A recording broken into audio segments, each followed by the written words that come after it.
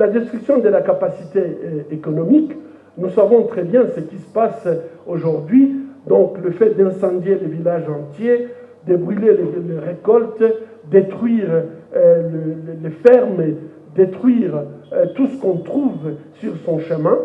Le pillage des ressources naturelles, c'est une des grandes questions que je crois dans notre province, nous devons absolument s'occuper de ces problèmes puisque aujourd'hui, nous savons ce que les pays voisins exportent des ressources qu'ils ne produisent pas et ils ne peuvent pas apporter la preuve de là où ils payent des taxes de ces minéraux qui viennent de notre pays.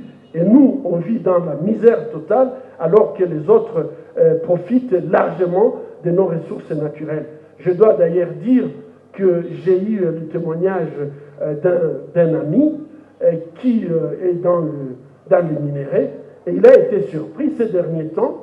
Ce sont des Chinois qui vendent des quantités d'or beaucoup plus importantes sur le marché noir que les creuseurs artisanaux, puisqu'ils ont des autorisations, ils creusent avec, ils utilisent des grosses machines, ils exploitent, et vous imaginez un Chinois qui vient vendre sur le marché noir, donc il ne paye aucune taxe, il met tous ses dollars dans sa poche, et au Parlement, 12 mois impayés. Ça, ce n'est pas acceptable. Et je pense que si on ne peut pas se révolter par rapport aux faits qui sont là, il faut arrêter tout simplement de pouvoir continuer à vivre les ressources naturelles qui sont d'ailleurs la cause de tout ce que nous subissons.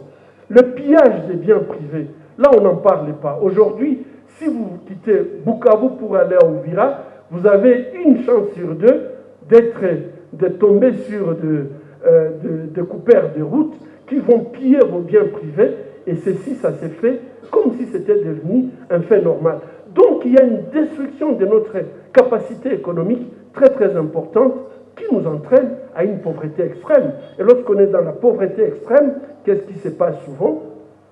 En fait, on accepte la première proposition. C'est lui qui vous propose 10 dollars, vous vous mettez à genoux, puisque vous êtes dans une extrême pauvreté, chose qu'on ne devrait pas voir dans une république comme la République démocratique du Congo.